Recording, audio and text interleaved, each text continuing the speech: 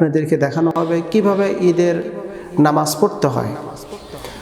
তো বছরে 2 দিন আমরা ঈদের নামাজ আদায় করি। একটা হলো ঈদুল ফিতর তথা রমজান মাসের পরে যেই নামাজটি হয় এটাকে ঈদুল ফিতর বলে, এবং ঈদুল আজহা যেটা আগামীকাল আমরা আদায় করব।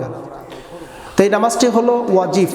এই নামাজ সম্পর্কে আমরা একটু জানব এবং নামাজটি কিভাবে পড়তে হয় এটি সরাসরি প্র্যাকটিক্যাল আপনাদেরকে দেখানো হবে, কারণ অধিকাংশ সময় আমরা এই নামাজটা পড়তে পারি না। ঈদুল ফিতরের নামাজ, ঈদুল আজহার নামাজ সেম একই নামাজ, কোনো ডিস্টেন্স নাই, কোনো পার্থক্য নেই। 6 তাকবীরের নামাজ, তাকবীর দেওয়া কিন্তু ওয়াজিব, তাকবীর দেওয়া হলো ওয়াজিব। তো অনেকেই এই জানাজার নামাজের প্রায় সেম মিল করে ফেলে, অনেকে ভুল করে ফেলে। তো আমরা 6 তাকবীরের সহিত এই ঈদুল আজহার নামাজ কিভাবে পড়তে হয় আপনারা দেখবেন এবং এই অনুযায়ী নামাজটা পড়বেন। কারণ নামাজের যদি তাকবীর দেওয়া এটা হলো ওয়াজিব, আর নামাজের তরতিব রক্ষা করা এটাও কিন্তু ওয়াজিব। ওয়াজিব ত্রুটি হয়ে গেলে নামাজ ভঙ্গ হয়ে যায়। তো আমরা ঈদগাহে এবার উপস্থিত হয়েছি। ঈদগাহে যখন উপস্থিত হলাম তো ইমাম মহোদয়, ইমাম সাহেব তিনি নামাজের নিয়ম তো বলবে, তারপরে আমরা ব্যক্তিগতভাবে আমরা একটু জেনে নিই। এ নামাজে কিন্তু কোনো একামত নেই, একামতবিহীন। ইমাম সাহেব তাকবীর দিবেন, ইমাম সাহেব তাকবীর দিবেন, আমরাও তাকবীর দেবো। ইমাম তাকবীর দিলেন অর্থাৎ আমরা তো জানি 6 তাকবীরের সহিত 2 রাকাত ঈদুল আজহার ওয়াজিব নামাজ আদায় করিতেছি ইমামের পিছনে। আসলে নিয়াতের ব্যাপারে অনেকেই দ্বিমত পোষণ করছে। কেউ বলছে নিয়াত করা এই যে আরবিতে নিয়াত করা, এটা আসলে আরবিতে নিয়াত করার কোনো প্রচলন কোনো কোরআন হাদিসে এরকম কোথাও নেই। আসলে জায়গাটা তার ব্যক্তিগত বিষয়। যদি কেউ আরবিতে নিয়াত করেন করবেন, আর যদি কেউ আরবিতে নিয়াত না পারেন তাহলে আপনার যখন ঈদের নামাজে যাবেন তখন তো না নিয়াত হয়ে গেছে। ইমাম মহোদয় যখন আল্লাহু আকবার বলল তো আমরা আল্লাহু আকবার বলবো। ইমাম জোরে বলবে আর আমরা মুসল্লি যারা আছি তারা মনে মনে আস্তে আস্তে বলবো। ইমাম সাহেব বলল আল্লাহু আকবার। তা আল্লাহু আকবার বলে প্রথমেই কিন্তু তাকবীরে তাহরিমা বাঁধবে, প্রথমে তাকবীরে তাহরিমা বাঁধবে, এটা মাথায় রাখবেন।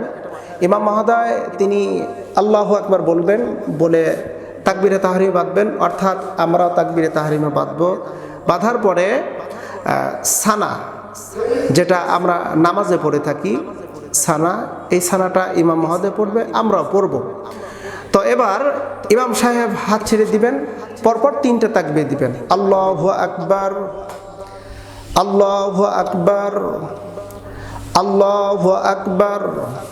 ইমাম মহোদয় তিনি তেলাওয়াত শুরু করলেন, আমরা চুপচাপ করে তার তেলাওয়াত শুনব। ইমাম সাহেব তেলাওয়াত করলেন সূরা ফাতিহা, এরপরে আরেকটি সূরা তিনি মিল করলেন। মিল করার পরে তিনি এবার রুকুতে গেলেন, আমরা রুকুতে যাব। সেজদায় গেলেন, আমরাও সেজদায় যাব। এরপরে সেজদা যখন শেষ হয়ে যাবে, প্রথম রাকাত শেষ।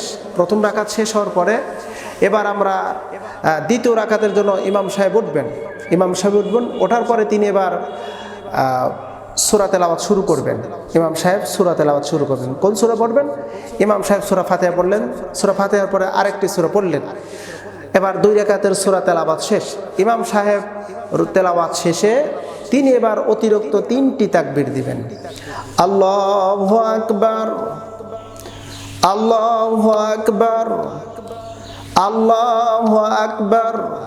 4র্থ তাকবীরে ইমাম সাহেব তিনি রুকুতে চলে যাবেন, রুকুতে যাবেন, সেজদায় যাবেন। সেজদা যাওয়ার পরে সেজদা থেকে উঠবেন, তাশাহুদ পড়বেন, দরুদ দোয়া মাসুরা শেষ। ইমাম সাহেব সালাম দিবেন, সালাম শেষে সকলের সমস্বরে এই তাসবিহটা পড়া আমাদের জন্য অতি উত্তম। হানাফি ওলামায়ে কেরামদের মতে এই তাকবীর ধ্বনি উচ্চারণ করা সুন্নতে মুআক্কাদা। আল্লাহু আকবার, আল্লাহু আকবার, লা ইলাহা ইল্লাল্লাহু, আল্লাহু আকবার, আল্লাহু আকবার, ওয়ালিল্লাহিল হামদ। ইমাম সাহেবেরা খুতবা দেওয়া শুরু করবেন। খুতবা যখন দিলেন ইমাম সাহেব, আমাদের উচিত হবে নীরবতা পালন করে চুপচাপ করে ইমাম সাহেবের খুতবা শুনবো, কারণ খুতবা শোনা হলো ওয়াজিব, খুতবা শোনা কিন্তু ওয়াজিব।